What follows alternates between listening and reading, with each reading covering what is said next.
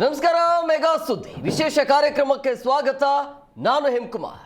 ಬೆಂಗಳೂರಿನಲ್ಲಿ ಬೀದಿ ನಾಯಿಗೂ ಕೂಡ ಕಾಂಗ್ರೆಸ್ ಸರ್ಕಾರದ ಕಡೆಯಿಂದ ಗ್ಯಾರಂಟಿ ಹೋಗಿದೆ, ಬಾಡೂಟದ ಗ್ಯಾರಂಟಿ.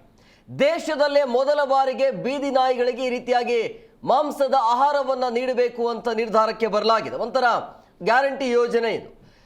ಯಾಕೆ ಈ ರೀತಿಯ ನಿರ್ಧಾರಕ್ಕೆ ಅಂತ ಹೇಳಿದ್ರೆ, ಬೀದಿ ನಾಯಿಗಳ ಹಾವಳಿ ಜಾಸ್ತಿ ಆಗ್ತಾ ಇದೆ. ಇದ್ದಕ್ಕಿದ್ದಾಗ ಅಟ್ಯಾಕ್ ಮಾಡ್ತಾ ಇರುವಂಥ ಹಿನ್ನೆಲೆಯಲ್ಲಿ ನಾಯಿಗಳು ಕೂಡ ಹಸಿವಿನಿಂದ ಇರಬಾರ್ದು ಅನ್ನುವಂಥ ಒಂದು ಯೋಚನೆಯಿಂದ ಈ ನಿರ್ಧಾರಕ್ಕೆ ಬರಲಾಗಿದೆ. ಪ್ರಮುಖವಾಗಿ ಈಗಾಗಲೇ ಟೆಂಡರ್ ಕೂಡ ಕರೆಯಲಾಗಿದೆ. ಬಟ್ ಇದರ ಹಿಂದೆ ಇರುವಂಥ ಉದ್ದೇಶ ಏನು? ಈಗ ಜನ ಹೇಳ್ತಾ ಇರುವಂಥದ್ದು ಹೊಟ್ಟೆಗೆ ಹಿಟ್ಟಿಲ್ಲ, ಆದರೆ ಬೀದಿ ನಾಯಿಗಳಿಗೆ ಮಾಂಸ ಯಾಕೆ ಅನ್ನುವಂಥ ಚರ್ಚೆಗಳು ಆಗ್ತಾ ಇದೆ. ಇದು ಎಷ್ಟರ ಮಟ್ಟಿಗೆ ಸರಿ? ಎಲ್ಲದರ ಬಗ್ಗೆ ಚರ್ಚೆ ಮಾಡ್ತಿದೆ ಇವತ್ತಿನ ವಿಶೇಷ ಬೀದಿ ನಾಯಿಗಳಿಗೂ ಬಾಡೂಟ.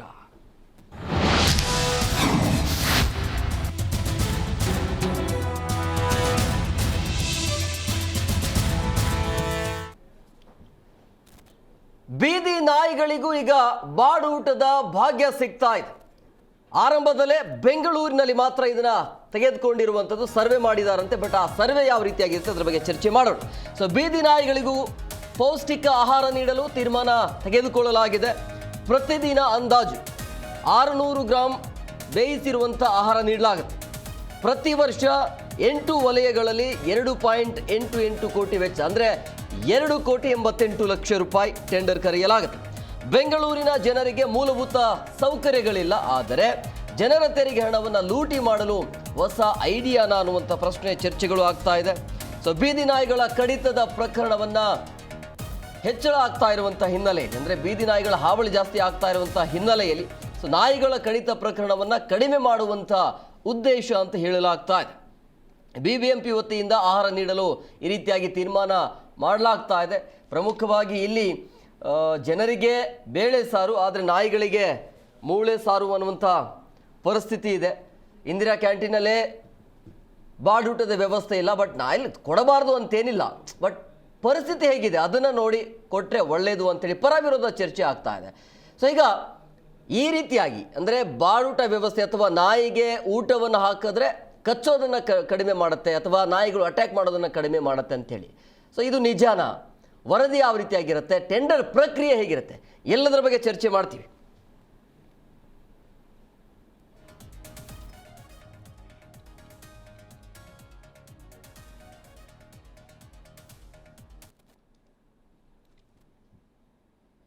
ಈ ಬಗ್ಗೆ ಮಾತನಾಡೋದಕ್ಕೆ ಅತಿಥಿಯವರು ಜಾಯ್ನ್ ಆಗಿದ್ದಾರೆ. ನಾನು ಅವ್ರನ್ನ ಕಾರ್ಯಕ್ರಮಕ್ಕೆ ವೆಲ್ಕಮ್ ಮಾಡ್ತೀನಿ. ಪ್ರಾಣಿ ಪ್ರಿಯರಾಗಿರುವಂಥ ಅರುಣ್ ಕುಮಾರ್ ಅವರು ಜಾಯ್ನ್ ಆಗಿದ್ದಾರೆ. ಸರ್, ಕಾರ್ಯಕ್ರಮಕ್ಕೆ ಆತ್ಮೀಯವಾದಂಥ ಸ್ವಾಗತ. ಇನ್ನು NGO ಕಡೆಯಿಂದ ಪ್ರವೀಣ್ ಅವರು ಜಾಯ್ನ್ ಆಗಿದ್ದಾರೆ. ಸರ್, ತಮಗೂ ಕೂಡ ಕಾರ್ಯಕ್ರಮಕ್ಕೆ ಆತ್ಮೀಯವಾದಂಥ ಸ್ವಾಗತ. ಇನ್ನು ತಾಯ್ನಾಡು ರಾಘವೇಂದ್ರ ಗಜಸೇನೆ ಅಧ್ಯಕ್ಷ. ಸರ್, ತಮಗೂ ಕೂಡ ಕಾರ್ಯಕ್ರಮಕ್ಕೆ ಆತ್ಮೀಯವಾದಂಥ ಸ್ವಾಗತ. ಎಸ್ ರಾಘವೇಂದ್ರ ಅವರೇ, ನಾನು ನಿಮ್ಮ ಹತ್ರನೇ ಬರ್ತೀನಿ. 6ನೇ ಗ್ಯಾರಂಟಿ ಸರ್ಕಾರದ ಕಡೆಯಿಂದ, ಕಾಂಗ್ರೆಸ್ ಸರ್ಕಾರದ ಕಡೆಯಿಂದ ಬಾಡೂಟದ ವ್ಯವಸ್ಥೆ ಬೀದಿ ನಾಯಿಗಳಿಗೆ ಏನು ಹೇಳ್ತೀರಿ ಈ ಯೋಜನೆ ಬಗ್ಗೆ? ಅಲ್ಲ, ನಾಯಿಗಳು ಓಟ್ ಹಾಕಲ್ಲ, ಆದರೂ ಒಂದು ನಾಯಿ ಗ್ಯಾರಂಟಿ ಕೊಟ್ಟಿದ್ದಾರೆ. ಅದಕ್ಕೆ ಮೊದಲನೇದಾಗಿ ಸಮಾನರು ಅಂತ ಹೇಳ್ಬಿಟ್ಟು ಈಗ ಗ್ಯಾರಂಟಿ ಕೊಟ್ಟಿದ್ದಾರೆ. ಸರ್ಕಾರಕ್ಕೆ ಧನ್ಯವಾದ ಹೇಳೋಣ. ಆದರೆ ಮೇವು ಹಗರಣದಲ್ಲಿ ಲಾಲು ಪ್ರಸಾದ್ ಯಾದವ್ ಅವರು ಜೈಲಿಗೆ ಹೋಗಿದ್ದರು. ಈ ನಾಯಿ ಹಗರಣದಲ್ಲಿ ಇಲ್ಲಿ ಯಾರು ಜೈಲಿಗೆ ಹೋಗ್ತಾರೆ ಅಂತ ಮುಂದಿನ ವರ್ಷದಲ್ಲಿ ನಾವು ಹಿಂಗೆ ಮಾತಾಡಬೇಕಾಗುತ್ತೆ ಅನ್ನೋ ಗೊತ್ತಿಲ್ಲ. ಯಾಕೆಂದರೆ ಮೇವನೇ ಬಿಟ್ಟಿಲ್ಲ, ಅದು ಇನ್ನು ಬಿರಿಯಾನಿ ಊಟ ಬಾಡೂಟ ಬಿಡ್ತಾರನ್ರಿ ಇವರು. ಯಾಕೆಂದರೆ ಬಾಡೂಟ ಅಂದ ತಕ್ಷಣ ಈಗ ಏನಾಗಿದೆ ನೋಡಿ, ಇಂದಿರಾ ಕ್ಯಾಂಟೀನಲ್ಲಿ ಉಳಿಯುವಂಥ ಆಹಾರಗಳನ್ನು ಎಷ್ಟೋ ಈ ಮಾಮೂಲಿ ಮೆಸ್ಗಳಲ್ಲಿ ಮಾರ್ಕೊಂಡು ತಿಂತಾಯಿದ್ದಾರೆ. ಇನ್ನು ನಾಯಿಗಳಿಗೆ ಹಾಕುವಂಥ ಬಾಡೂಟನ ಅವನು ಯಾರೋ ಗುಜರಾತಿಂದ ಮೊನ್ನೆ ನಾಯಿಗಳನ್ನ ತಂದುಬಿಟ್ಟು ಏನು ಅದು ಕುರಿಗೆ ಮಾಂಸ ಅಂತ ಹೇಳಿದ್ದ. ಏನಾದರೂ ಈ ಮನುಷ್ಯರಿಗಂತೂ ಮೋಸ ಮಾಡಿ ಕೆಲವು ಹೋಟ್ಲವ್ರು ತಿನ್ನಿಸ್ತಾರೆ ಇದನ್ನು ಅಂತ ನ್ಯೂಸ್ ಬರ್ತಾ ಇದೆ. ಅದೇ ಥರ ನಾಯಿ ಊಟ ನಾಯಿಗೆ ತಿನ್ನಿಸ್ಬಾರ್ದು. ಯಾಕೆಂದರೆ ಇವತ್ತು ನೋಡಿ 288,88,00,000 ಟೆಂಡರಲ್ಲಿ 40% ಆದರೆ ಮನುಷ್ಯರದ್ದು ಟೆಂಡರ್ ಅದು 40%. ಈಗ ಅವ್ರ ನಾಯಿಗಳೆಲ್ಲೂ ಪ್ರಶ್ನೆ ಮಾಡಲ್ಲ, ಕೇಳಲ್ಲ ಪಾಪ. ಈಗ ಅದರಲ್ಲಿ ಎಷ್ಟು ಕಮಿಷನ್ ಹೊಡಿತಾರೋ ಗೊತ್ತಿಲ್ಲ ಇವ್ರಿಗೂ. ಏನಾದ್ರು ಮಾನ ಮರ್ಯಾದೆ ಇದೆಯೇನ್ರಿ ಈ ಸರ್ಕಾರಕ್ಕೆ? ಅಲ್ಲ ರೀ, ಇವಾಗ ಮಕ್ಕಳಿಗೆ 7 ದಿನ ಮೊಟ್ಟೆ ಕೊಡ್ತೇವೆ ಅಂತ ಹೇಳಿದರು. 6 ದಿನ ಶಾಲೆ ಇರೋ ಮೊಟ್ಟೆ ಕೊಡ್ತಾ ಇಲ್ಲ, 3 ದಿನ ಕೊಡ್ತಾ ಇದ್ದಾರೆ. ಅದು ಯಾವುದೋ ದುಡ್ಡಿಲ್ಲ ಅಂತ ಹೇಳಿ ಬಾಳೆಹಣ್ಣು ಕೊಟ್ಟಿದ್ದಾರೆ. ಆಮೇಲೆ ನೀವು ಮೊನ್ನೆ ಉತ್ತರ ಕರ್ನಾಟಕದಲ್ಲಿ ವರದಿ ಬರ್ತಾ ಇದೆ, ಬೆಳಗ್ಗೆ ಬಂದು ಪಾತ್ರೆ ತೊಳೆದ್ಬಿಟ್ಟು ನೀರು ಹಾಕ್ಬಿಟ್ಟು ಬೇಳೆ ನೆನೆಸಿದರೆ, ಬೇಳೆ ಕುದಿಯೋಕ್ಕಿಟ್ರೆ ಸಂಜೆವರೆಗೂ ಮಧ್ಯಾಹ್ನದವರೆಗೂ ಆ ಬೇಳೆನೇ ಕರಗಲ್ವಂತೆ. ಅಂಥ ಬೇಳೆ ಕೊಡ್ತಾರೆ ಸರ್ಕಾರ. ಇನ್ನು ನಾಯಿಗಳಿಗೆ ಯಾವ ಕ್ವಾಲಿಟಿ ಊಟ ಹಾಕ್ತಾರೆ? ಅಥವಾ ಈಗ ನಾಯಿಗಳಿಗೆ ನೀನು ಹೆಂಗೆ ಅಡುಗೆ ಮಾಡಿದೀಯಪ್ಪ, ನೀನು ರೋಡಲ್ಲಿ ತಂದು ಹಾಕಿದಾಗ ಅದನ್ನು ತಿಂದು ತೋರಿಸು ಅಂದರೆ ಆ ಟೆಂಡರ್ ತೊಗೊಂಡು ತಿಂದು ತೋರಿಸ್ತಾನಾ? ಯಾಕೆ ತಿನ್ಬೇಕು ನಾವು ನಾಯಿಗೆ ಹಾಕೋ ಊಟ ಅಂತ ಹೇಳ್ತಾರೆ. ಇದನ್ನು ಯಾವ ರೀತಿ ಇವ್ರು ಕ್ವಾಲಿಟಿ ಕಂಟ್ರೋಲ್ ಮಾಡ್ತಾರೆ? ಅಥವಾ ಮಹಾನಗರ ಪಾಲಿಕೆಯ ಕಮಿಷನರ್ ಏನಾರು ಊಟ ಹೆಂಗಿದೆ ಅಂತ ಡೈಲಿ ಟೆಸ್ಟಿಂಗ್ ಮಾಡ್ತಾರಾ? ಅಥವಾ ಇಲ್ಲಿಯ ಏನಾರು ನಮ್ಮ ಸಚಿವರು ಯಾರು ಟೆಸ್ಟಿಂಗ್ ಮಾಡ್ತಾರಾ? ಇದು ಏನಿದ್ರೂ ನೋಡಿ, ನಾಯಿಗಳಿಗೆ ಊಟ ಇವತ್ತು ನೋಡ್ರಿ, ನಾವು ಮನುಷ್ಯರು ಎಷ್ಟು ವರ್ಷದಿಂದ ಹುಟ್ಟಿದ್ದಾರೆ, ನಾಯಿಗಳು ಕೂಡ ಅಷ್ಟೇ ವರ್ಷಿದ್ದಾವೆ. ಇವಾಗ ನಮ್ಮದು ಒಂದು ಮನೆ ಇದೆ, ನಮ್ಮ ಮನೆ ಹತ್ರ ನಮ್ಮದು ಒಂದು ನಾಯಿ ನಾವು ಲ್ಯಾಬ್ಸ್ ಹಾಕಿದ್ದೇವೆ, ಖುಷಿ ಅಂತ ಹೆಸರು ಇಟ್ಟಿದ್ದೇವೆ. ಪಕ್ಕದಲ್ಲಿ ನಾವು ರೋಡಿಗೆ ಹೋದಾಗ ರಾತ್ರಿ ಊಟ ಆದಮೇಲೆ ನಾವು ವಾಕಿಂಗ್ ಕರ್ಕೊಂಡು ಹೋಗ್ತೇವೆ, ಅಲ್ಲಿ 5-6 ನಾಯಿಗಳು ಬರ್ತವೆ. ಬಂದ ನಾವೇನು ಮಾಡ್ತೇವೆ? ಮನುಷ್ಯನ ಸ್ವಾಭಾವಿಕ ಗುಣ ಮನುಷ್ಯತ್ವ, ನಾವೆಲ್ಲ ಮನೇಲಿ ಏನು ಅಡುಗೆ ಮಾಡಿದ್ದೇವೆ ಆ ಅಡುಗೆನ ತಂದು ಆ ನಾಯಿಗಳಿಗೆ ಹಾಕ್ತೇವೆ. ಅದೇ ರೀತಿ ನಾವು ಭಾನುವಾರ ಹಾಕಲ್ಲ, ನಾವು ವೆಜಿಟೇರಿಯನ್ನು. ಭಾನುವಾರ ಪಕ್ಕದವ್ರ ಮನೆಯವ್ರು ಹಾಕ್ತಾರೆ, ನಮ್ಮನ್ನು ನೋಡಿ ಇನ್ನೊಬ್ರು ಹಾಕ್ತಾರೆ. ಇವತ್ತಿನವರೆಗೂ ಯಾವ ನಾಯಿ ಕೂಡ ಆಹಾರ ಕೊರತೆಯಾಗಿ ಸತ್ತಿಲ್ಲ, ಅಥವಾ ಯಾವುದೇ ಆಹಾರ ಕೊರತೆಯಾಗಿ ಯಾವುದೋ ಇನ್ನೊಂದ್ರ ಮೇಲೆ ದಾಳಿ ಮಾಡಿಲ್ಲ. ಅಂಥದ್ದೆಲ್ಲ ಗೊತ್ತಿದ್ರೂ ಕೂಡ ಏನು ಅನ್ನೆಸೆಸರಿ ಇವರಿಗೆ ಒಂದು ನ್ಯೂಸ್ ಕ್ರಿಯೇಟ್ ಮಾಡಬೇಕು, ಜನಗಳನ್ನು ದಿಕ್ತಪ್ಪಿಸ್ಬೇಕು. ಆಮೇಲೆ ಯಾವುದು ನೋಡಿ, ಇವತ್ತು ರಸ್ತೆ ಗುಂಡಿಗಳಿಂದ ಇಲ್ಲ, ಒಬ್ಬನ ಮರ ಬಿದ್ದು ಒಬ್ಬ ಅಮಾಯಕ ಹುಡುಗ ಮೊನ್ನೆ ತಾನೇ ಬನಶಂಕರಿಯಲ್ಲಿ ಸತ್ತೋದ. ಆ ಒಂದು ಇಲ್ಲಿವರೆಗೂ ಒಣಗಿರೋ ಮರನ ತೆರವು ಮಾಡಿಸೋವಂಥ ಇದಿಲ್ಲ ಈ BBMPಗೆ. ಎಲ್ಲದು ಹೀಗೆ ರೀ, ಬರೀ ಏನಿದೆ ಅವ್ರದ್ದು ಪ್ರಚಾರ ಗೀಳು, ಯಾವುದೋ ಒಂದು ಮರೆ ಮಾಚಕ್ಕೆ ಇನ್ನೊಂದು ತಂದಿಡ್ತಾರೆ. ಎಲ್ಲಿಗೆ ಸಾಕ್ತಾ ಇದೆ ಗೊತ್ತಿಲ್ಲ. ಇನ್ನು ನೋಡಿ, ನಮಗೆ ಟೆನಲ್ ರಸ್ತೆ ಸ್ಟಾರ್ಟೇ ಆಗಿಲ್ಲ ರೀ, ಅಂಡರ್ಗ್ರೌಂಡ್ ಸ್ಟಾರ್ಟ್ ಆಗಿಲ್ಲ. ಈಗ ಆಲ್ರೆಡಿ ಟೋಲ್ನ ಮಾಡಿದ್ದಾರೆ. ಈ ರೀತಿ ಯಾವುದೇ ನೋಡಿ, ಯಾವುದಕ್ಕೊಂದು ಸಂಬಂಧನೇ ಇಲ್ಲ. ಆ ರೀತಿಯಾಗಿ ಬೀದಿ ನಾಯಿಗಳಿಗೆ ಆಹಾರ ಯೋಜನೆ ಯಾಕೆ ಸರ್? ಬೀದಿ ನಾಯಿಗಳಿಗೆ ಫಸ್ಟ್ ಆಫ್ ಆಲ್ ಈಗ ಕೇಳಬೇಕಂದ್ರೆ, ಈಗ ನಮ್ಗೆ ಹೊಟ್ಟೆ ಹಸಿದ್ರೆ ಬಾಯಿ ಬಿಟ್ಟು ಕೇಳ್ತೀವಿ ಸರ್, ಇಲ್ಲ ಹೋಟ್ಲಿಗೆ ಹೋಗಿ ಕಾಸು ಕೊಟ್ಟು ತೊಗೋತೀವಿ. ಮೂಕ್ ಪ್ರಾಣಿಗಳಿಗೆ ಗೊತ್ತಿಲ್ಲ, ಅವುಗಳು ಗೊತ್ತಿರೋದೇ ಒಂದೇ, ತಿನ್ನೋದೊಂದು ಊಟ, ಚಿಕ್ಕದೊಂದು ಜಾಗ. ಸೊ ಇವರು ಸರ್ಕಾರ ಕೊಟ್ಟಿರೋ ಈ ಒಂದು ಇದಕ್ಕೆ ಕೆಲವೊಂದು ಪ್ರಾಣಿ ಪ್ರಿಯರಿಗೆ ತುಂಬ ಖುಷಿಯಾಗಿದೆ. ಅದರಿಂದ ಅಡ್ವಾಂಟೇಜ್ ಇದೆ, ಡಿಸ್ಅಡ್ವಾಂಟೇಜ್ ಇದೆ ಸಾರ್ ಹೇಳೋ ಥರ. ಸೊ ಅಡ್ವಾಂಟೇಜ್ ಏನಂದರೆ, ಅವುಗಳಿಗೆ ಆಹಾರ ಸಿಕ್ಕದಷ್ಟು ಕೂಡ ಯಾವುದೇ ಥರ ಕಡಿತ, ಲೈಕ್ ರೇಬೀಸ್ ಆಗಲಿ, ಈಗ ನೀವು ಹೇಳ್ದಂಗೆ ನಾಯಿ ಕಚ್ತಾ ಇದೆ ಮಕ್ಕಳುಗಳಿಗೆ ಅಂತ, ಸೊ ಇದು ಆಗುತ್ತೆ. ಸೊ ಎಲ್ಲದಕ್ಕಿಂತ ಮೇಯ್ನು ಇವ್ರು ಫೋಕಸ್ ಮಾಡಬೇಕಾಗಿರೋದು ABC ಮೇಲೆ ಮಾಡಬೇಕು, ಸಂತಾನ. ಸೊ ಇದ್ರ ಮೇಲೆ ಸ್ವಲ್ಪ ಫೋಕಸ್ ಕೊಟ್ಟಾಗ ನಮಗೂ ಇರೋ ಪ್ರಾಣಿಗಳನ್ನ ನಾವು NGOಗಳಾಗಲಿ ಮತ್ತು ಪ್ರಾಣಿ ಪ್ರಿಯರು ಮತ್ತು ಫೀಡರ್ಸ್ಗಳು ಇರ್ತಾರೆ, ನಾವು ಅದನ್ನು ನೋಡ್ಕೊಬೋದು. ನಾಯಿಗಳು ಎಷ್ಟಿದೆ, ಎಷ್ಟು ನಾಯಿಗಳನ್ನ ಊಟ ಆಗ್ತಾ ಇದ್ದೀವಿ. ಯಾಕಂದರೆ ಕೆಲವೊಬ್ಬರು ಪ್ರಾಣಿ ಪ್ರಿಯರು ಇದನ್ನು ನೋಡ್ಕೋಬೇಕಂತಾನೆ ಅವ್ರ ಲೈಫ್ನ ಡೆಡಿಕೇಟ್ ಆಗಿ ಕೊಟ್ಟಿರ್ತಾರೆ ಸರ್. ಸರ್, ಈಗ ಜನರ ಹೊಟ್ಟೆಗೆ ಹಿಟ್ಟಿಲ್ಲ, ಬಟ್ ನಾಯಿಗಳಿಗೆ ಬಾಡೂಟ, ಏನು ಹೇಳ್ತೀರಿ? ನೋಡಿ, ನಾನು ಕಾನೂನಾತ್ಮಕವಾಗಿ ಮಾತಾಡ್ತೇನೆ. ಇದು BBMP ಮಾಡಿರೋದು ಮೊಟ್ಟ ಮೊದಲ ಇದು, ಬಟ್ ಇದು ನಮ್ಮ ಸಂವಿಧಾನದಲ್ಲೇ ಇದೆ. ಯಾಕಂದರೆ ಫಸ್ಟು ನಿಮಗೆ ತರಬೇಕಾಗಿರೋದು ಆರ್ಟಿಕಲ್ 246. ಆರ್ಟಿಕಲ್ 246ಅಲ್ಲಿ 3 ಲಿಸ್ಟ್ ಇದೆ. ಲಿಸ್ಟ್ 1, 2, 3. ಲಿಸ್ಟ್ 3 ಬಂದು ಕನ್ಕರೆಂಟ್ ಲಿಸ್ಟ್, ಅಂದರೆ ಆ ಜವಾಬ್ದಾರಿ ಬಂದು ಏನೇನಿದೆ ಅದರಲ್ಲಿ ಅದು ಬಂದು ಕೇಂದ್ರ ಮತ್ತು ರಾಜ್ಯ ಸರ್ಕಾರದ ಹೊಣೆ ಆಗ್ತದೆ. ಅದರಲ್ಲಿ ಲಿಸ್ಟ್ 3ಅಲ್ಲಿ ಎಂಟ್ರಿ 17 ಎಂಟ್ರಿ ಬಂದು prevention of cruelty to animals, ಅಂದರೆ ಪ್ರಾಣಿ ಹಿಂಸೆ ತಡೆಗಟ್ಟೋದು. ನಾವು ಪ್ರಾಣಿ ಹಿಂಸೆ ತಡೆಗಟ್ಟ ಕಾಯ್ದೆ ಸೆಕ್ಷನ್ 11(1)(h) ಅಡಿ ನೋಡೋದಾದರೆ, ಮಾಲೀಕರು ಯಾವುದೇ ಪ್ರಾಣಿನ ಆಹಾರ ನೀರು ಎಲ್ಲ ಕೊಡಬೇಕಂತಿದೆ. ಅದೇ ಇದರಲ್ಲಿ ವನ್ಯಜೀವಿ ಮಾಲೀಕತ್ವ ಬಂದು ಅರಣ್ಯ ಇಲಾಖೆ ಬರ್ತದೆ. ಅದೇ ರೀತಿ ಬೀದಾಡಿ ಪ್ರಾಣಿಗಳ ಮಾಲೀಕತ್ವ ಬಂದು ಲೋಕಲ್ ಅಥಾರಿಟಿ ಬರ್ತದೆ. ಈಗ ಲೋಕಲ್ ಅಥಾರಿಟಿಯಲ್ಲೇ ಕಾನ್ಸ್ಟಿಟ್ಯೂಷನಲ್ಲಿ 74th ಅಮೆಂಡ್ಮೆಂಟು, ಆರ್ಟಿಕಲ್ 243W, ಅದರಲ್ಲಿ 12th ಶೆಡ್ಯೂಲಲ್ಲಿ ನಾವು ಎಂಟ್ರಿ 15 ನೋಡಿದ್ರೆ ಪುನಃ prevention of cruelty to animals ಬರ್ತದೆ. ಅಂದರೆ ಎಲ್ಲ ಲೋಕಲ್ ಅಥಾರಿಟಿನೂ ಪ್ರಾಣಿ ಹಿಂಸೆ ತಡೆಗಟ್ಟುವಂಥ ಕಾಯ್ದೆಯನ್ನು ಅವರು ಇದು ಮಾಡಬೇಕು. ಆ ಇದರಲ್ಲೇ ನಾವು ನಮ್ಮ BBMP ಆ್ಯಕ್ಟ್ 2020, ನಾಯಿಗಳು ಹಸಿವಿನಿಂದ ಇದ್ದಾವೆ, ಹೊಟ್ಟೆ ತುಂಬಿಸಿದ್ರೆ ಕಚ್ಚಲ್ಲ ಅನ್ನೋದು ನಿಜನಾ? ಅದೇ ಬರ್ತಾ ಇದ್ದೀನಿ. ಇವಾಗ ಇದೆಲ್ಲ ಬಂದು ಇಷ್ಟು ದಿನ ಕಾಯ್ದೆಲ್ಲ ಇದೆ. BBMP ಆ್ಯಕ್ಟ್ 2020ಯಲ್ಲಿದೆ. ಏನು ಕೋರ್ ಫಂಕ್ಷನ್ಸ್ ಆಫ್ BBMP ಬಂದು prevention of cruelty to animals. ಇವಾಗ ಗ್ರೇಟರ್ ಬೆಂಗಳೂರು ಗವರ್ನೆನ್ಸ್ ಆ್ಯಕ್ಟ್ 2024 ಬಂದಿದೆ. ಅದರಲ್ಲಿ ಸಹ ಕೋರ್ ಫಂಕ್ಷನಲ್ಲಿ ಎಂಟ್ರಿ 15, ಅದರಲ್ಲಿ ಬಂದು prevention of cruelty to animals ಇದೆ. ಅಂದರೆ ನಾಯಿಗಳಿಗೆ ಆಹಾರ ಹಾಕುವಂಥದ್ದು ಲೋಕಲ್ ಅಥಾರಿಟಿಯ ಒಂದು ಹೊಣೆ ಸಹ ಆಗ್ತದೆ. ಯಾಕಂದರೆ ಸರ್ಕಾರ ಇವಾಗ ಸಂವಿಧಾನದಲ್ಲೇ ಒಂದೊಂದು ಸಬ್ಜೆಕ್ಟ್ ಇದೆ. ಮನುಷ್ಯರಿಗೆ ಹೆಂಗೆ ಊಟ ಹಾಕಬೇಕು ಅದೇ ಥರ ಪ್ರಾಣಿಗೂ ಹಾಕಬೇಕು ಸಬ್ಜೆಕ್ಟ್ಸ್ ಇದೆ. ಅಲ್ಲ, BBMP ಹೇಳ್ತಾ ಇರೋದೇನಂದ್ರೆ ಸರ್ವೆ ಮಾಡಿದೀವಿ, ಸರ್ವೆ ಯಾವ ರೀತಿ ಆಗಿದೆ ಅಂತ. ಹೇಗೆ ಸರ್ವೆ ಆಗುತ್ತೆ? ಅದು ಸರ್ವೆದು ಹೇಳ್ತೇನೆ ನೋಡಿ. ಇವಾಗ ಬಂದು ಬೀದಿ ನಾಯಿಗಳ ಸಂತಾನ ಇದು ಬಂದು ಬರ್ತ್ ಕಂಟ್ರೋಲ್ ಮಾಡ್ಲಿಕ್ಕೆ ಅಂತೇಳಿ ಸುಪ್ರೀಂ ಕೋರ್ಟ್ ಆದೇಶದ ಮೇಲೇ ಏನಂದರೆ ಸರ್ವೆ ಮಾಡಬೇಕಂತೇಳಿದೆ. ಇವಾಗ ಅವ್ರಿಗೆ ನಾಯಿದು ಇದಿದೆ. ಪ್ಲಸ್ಸು ಫೀಡರ್ಸು ಇವಾಗ ನೋಡಿ ಇಷ್ಟು ವರ್ಷ ನಾವು ಫೀಡರ್ಸ್, ನಾನೇ ಫೀಡರೇ, ನಾನು ತಿಂಗಳಿಗೆ 3,000 ಇಂದ 6,000ವರೆಗೂ ನನ್ನ ಹಣ ಖರ್ಚು ಮಾಡಿ ಯಾರೂ ಕೊಡ್ತಾ ಇರಲಿಲ್ಲ. ಇವಾಗ ಒಂದು ಸಂತೋಷ ಸುದ್ದಿ ಏನಂದರೆ ಪಾಲಿಕೆ ಕೈಗೊಡಿಸಿದೆ, ಅಂದರೆ ಅವರ ಆ್ಯಕ್ಟಲ್ಲೇ ಇದೆ. ಇವಾಗ ವೆರಿ ಇಂಪಾರ್ಟೆಂಟ್ ಆ್ಯಕ್ಟ್ ಬಂದು care and veterinary services and prevention of cruelty to animals ಬಂದು ಪಾಲಿಕೆ ಒಂದು ಕರ್ತವ್ಯ. ಮತ್ತು ಎಲ್ಲ ಪ್ರಾಣಿಗಳಿಗೂ ಯಾಕೆ ಇನ್ನೊಂದು ಹೇಳ್ತೀನಿ, ಯಾಕೆ ಊಟ ಹಾಕಬೇಕು ಎಲ್ಲರೂ ಕೇಳ್ತಾರೆ, ಯಾಕೆ ಊಟ ಹಾಕ್ಬೇಕು ಅಂದ್ಬಿಟ್ಟು ನೋಡಿ.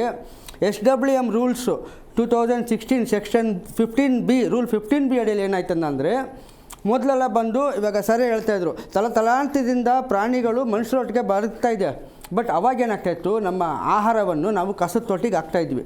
ಇವಾಗ ಬಂದು ಡೋರ್ ಟು ಡೋರ್ ಕಲೆಕ್ಷನ್ ಅಂತೇಳಿ ಮಾಡಿದ್ದಾರೆ SWM ರೂಲ್ 2016 ಅಡಿಯಲ್ಲಿ. ಅಂದರೆ ಹಳ್ಳಿಗಳಿಗೆ ಹೋದರೆ ಹಳ್ಳಿಯಲ್ಲಿ ಸಹ ಬಂದು ಏನಾಗುತ್ತೆ, ಮನೆಯಿಂದ ತಿನ್ನುವಂಥ ಆಹಾರವನ್ನು ರೀಸೈಕ್ಲಿಂಗ್ ತೊಗೊಂಡು ಹೋಗ್ತಾರೆ.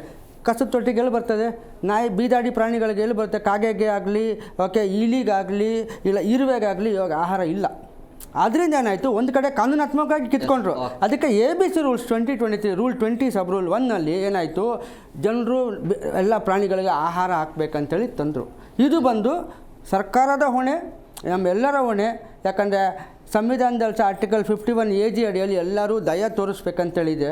ಎಲ್ಲ ಪ್ರಾಣಿಗಳಿಗೂ ಆಹಾರ ಕೊಡಲೇಬೇಕು. ಝೂ ಅಲ್ಲಿ ಆಹಾರ ಇಲ್ಲ ಅಂದರೆ ಅರಣ್ಯ ಇಲಾಖೆ ಮೇಲೆ ಇದಾಗುತ್ತೆ. ಕಾಡಲ್ಲಿ ಆಹಾರ ಇಲ್ಲ ಅಂದರೆ ಲಾಸ್ಟ್ ಟೈಮ್ ನಮ್ಮ ಮಿನಿಸ್ಟರ್ ಈಶ್ವರ್ ಖಂಡ್ರೆ ಅವರು ಸಮ್ಮರ್ ಟೈಮಲ್ಲಿ ವನ್ಯಜೀವಿಗಳ ನೀರಿಲ್ಲ ಅಂದ್ಬಿಟ್ಟು JCB ಎಲ್ಲ ತೊಗೊಬಿಟ್ಟು ಟ್ಯಾಂಕರಲ್ಲಿ ನೀರು ಹಾಕಿದ್ರು. ಯಾಕಂದರೆ ಅವರ ಹೊಣೆ, ಬೀದಾಡಿ ಪ್ರಾಣಿಗಳ ಹೊಣೆ ನಗರ ಪಾಲಿಕೆದು.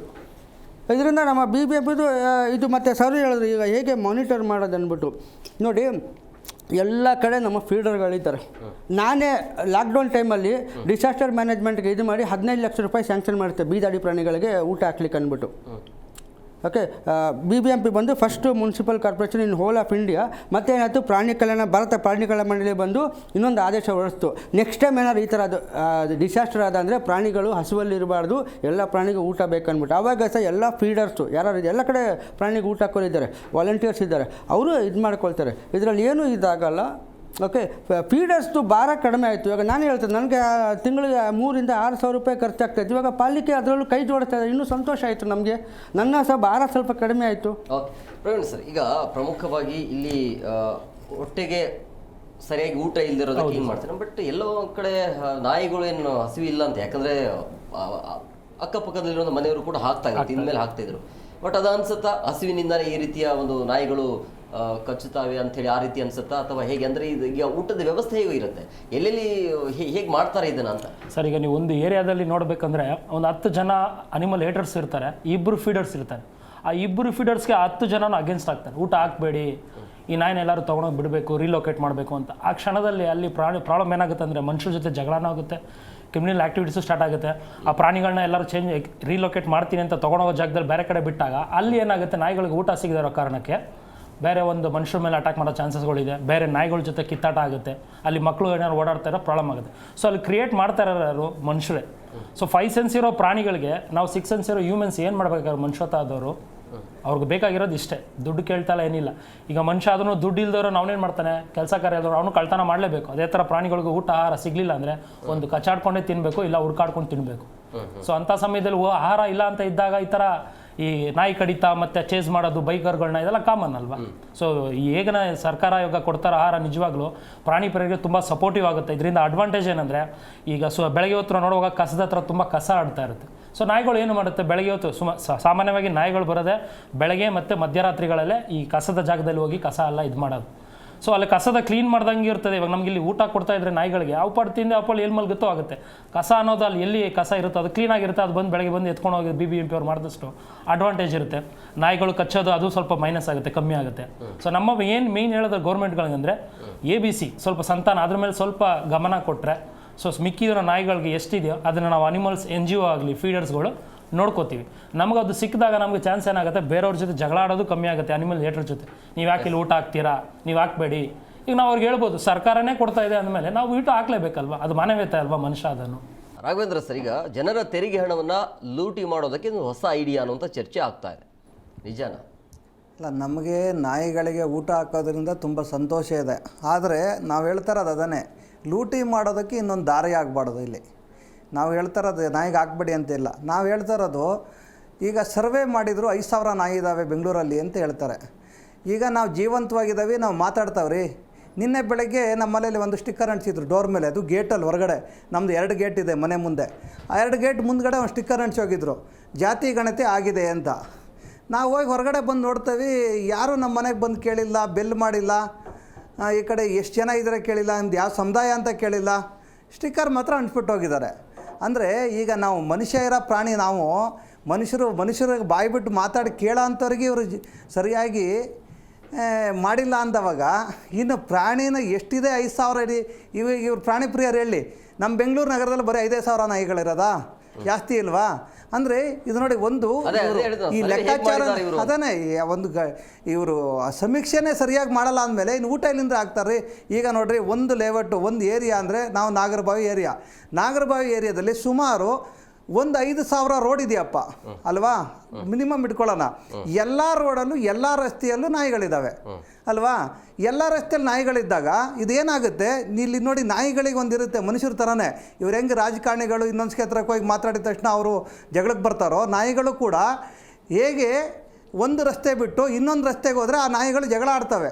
ಇವ್ರು ಹೋಗಿ ಏಕಾಏಕಿ ಈ ಕಡೆ ಆ ಪಕ್ಷ ಈ ಪಕ್ಷ, ಈ ಸಮುದಾಯ, ನಾವು ಮುಸ್ಲಿಮು, ನಾವು ಬ್ರಾಹ್ಮಣರು, ನಾವು ಹಿಂದೂಗಳು ಅಂತ ಜಗಳ ಹಚ್ಚೋದ್ರ ಜೊತೆಗೆ ಆ ಬೀದಿಲ ನಾಯಿಗಳಿಗೆ ಜಗಳ ಹಚ್ಚೋ ಕೆಲಸ BBMP ಮಾಡ್ತಾ ಇದೆ.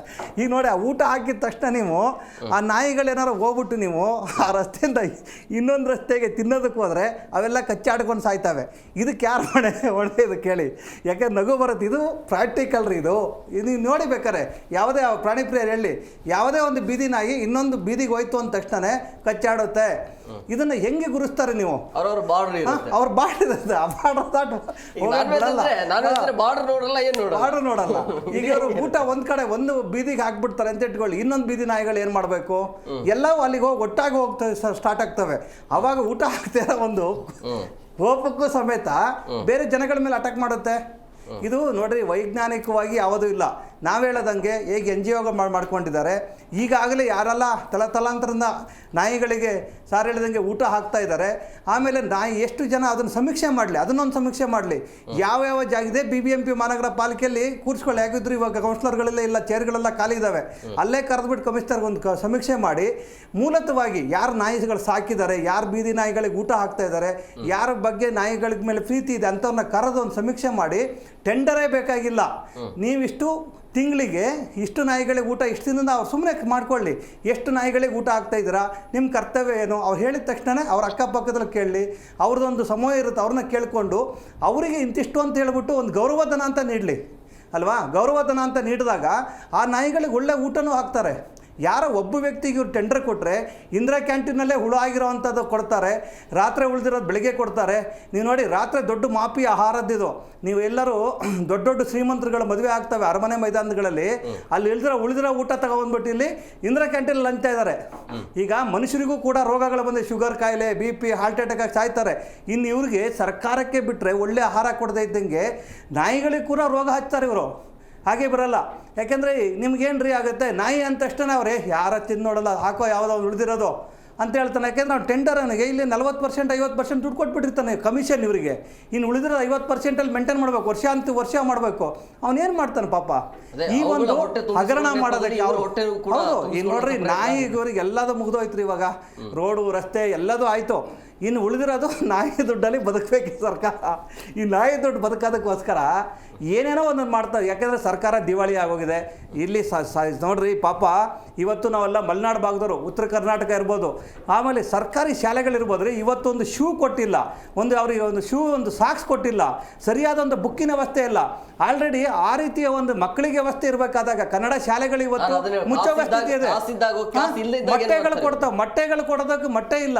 ಇವ್ರು ಬರೇ ಒಂದು ಬಿಟ್ಟಿ ಭಾಗ್ಯಗಳು ಕೊಟ್ಟು ಯಾರೋ ಒಂದು ಸ್ವಲ್ಪ ಜನರಿಗೆ 40-50 ಲಕ್ಷ ಜನರನ್ನ ಮಾಡೋದಕ್ಕೋಸ್ಕರ ಇಡೀ ಕರ್ನಾಟಕನ ಹಾಳು ಮಾಡ್ತಾ ಇದಾರೆ ಅನ್ನೋ ಒಂದು ಸ್ಥಿತಿ ತಂದಿಟ್ಟಿದ್ದಾರೆ. ಅಂಥದ್ರಲ್ಲಿ ಮತ್ತೆ ಹೊಸದಾಗಿ ಒಂದು ನಾಯಿಗೆ ಒಂದು ಊಟ ಆಗ್ತವೆ ಅಂತ ತಂದ್ರೆ ಇದು ನಾವು ನಗಬೇಕು, ಜನರಿಗೆ ಗೊತ್ತಿಲ್ಲ. ಪ್ರಮುಖವಾಗಿ ಈಗ ನಾಯಿಗಳು ಹಸಿವಿನಿಂದ ಈ ರೀತಿ ಸಮಸ್ಯೆ ಅನ್ನೋದು ಒಂದು ಕಡೆ ಆದರೆ ಈಗ ಆಯ್ತು ಊಟ ಕೊಡ್ತಾರೆ, ಊಟ ಕೊಟ್ಟಾದ ನಂತರ ದಷ್ಟು ಪುಟ್ಟಾಗಿ ಚೆನ್ನಾಗಿರ್ತಾರೆ, ಅಟ್ಯಾಕ್ ಮಾಡಲ್ವಾ ಅದು?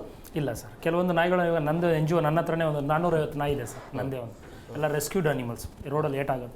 ಅವುಗಳಿಗೆ ಒಂದು ಸಲ ಊಟ ಬಿತ್ತು ಅಂದರೆ ಹೊಟ್ಟೆಗೆ ಅವರು ಇಷ್ಟಪಡೋದು ಮಲ್ಗೋ ಜಾಗ, ನೆಮ್ಮದಿಯಾಗಿ ಮಲ್ಕೊಂಡ್ಬಿಡ್ತವೆ, ಯಾವುದೇ ಥರ ತೊಂದರೆ ಇರಲ್ಲ, ಏನೂ ಇರಲ್ಲ ಸರ್, ಆ ಥರ ಇರುತ್ತೆ.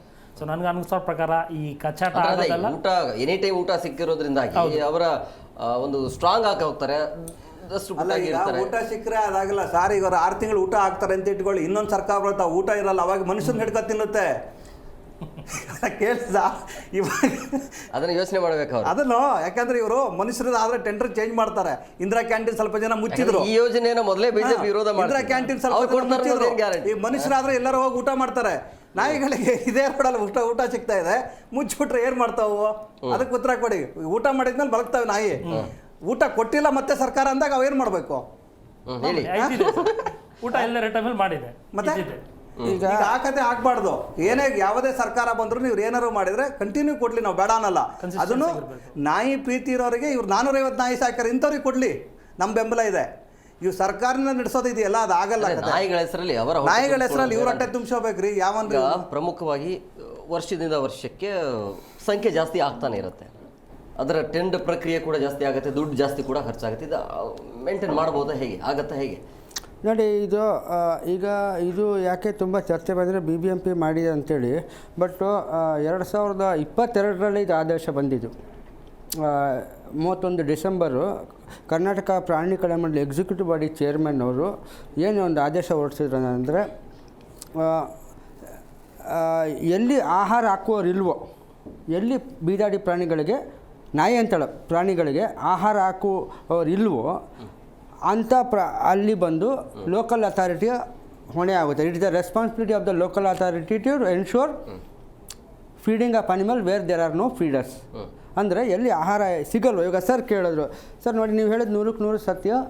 ಅಂದರೆ ನೋಡಿ, ಎಲ್ಲಿ ಆಹಾರ ಇಲ್ವೋ, ಆಹಾರ ಹಾಕುವರು ಫೀಡರ್ಸು ಯಾರು ಇಲ್ವೋ ಅಂಥ ಜಾಗದಲ್ಲಿ ಇದು ಮಾಡೋದಂದರೆ. ಮತ್ತು ಇನ್ನೊಂದು ನೀವೊಂದು ಒಳ್ಳೆಯ ಪ್ರಶ್ನೆ ಕೇಳಿದ್ರೆ, ಇವಾಗ ಅದರಲ್ಲಿ ಮಿಸ್ಯೂಸ್ ಆಗ್ಬೋದು ಅಂತೇಳಿ. ಇದು ಲಾಕ್ಡೌನ್ ಟೈಮಲ್ಲಿ ಸಹ ಫಂಡ್ ಸ್ಯಾಂಕ್ಷನ್ ಮಾಡಿದಾಗ ಏನಾಯಿತು, ಪಾಲಿಕೆಯವ್ರಿಗೆ ಹಾಕಕ್ಕೆ ಬಿಟ್ಟಿಲ್ಲ. ನಾವೇನು ಮಾಡಿದ್ವಿ, ಪಾಲಿಕೆದು NGO ಅವರು ಫುಡ್ ಕುಕ್ ಮಾಡೋದು, ಅವರು ಫೀಡರ್ಸ್ಗೆ ಕೊಡೋದು.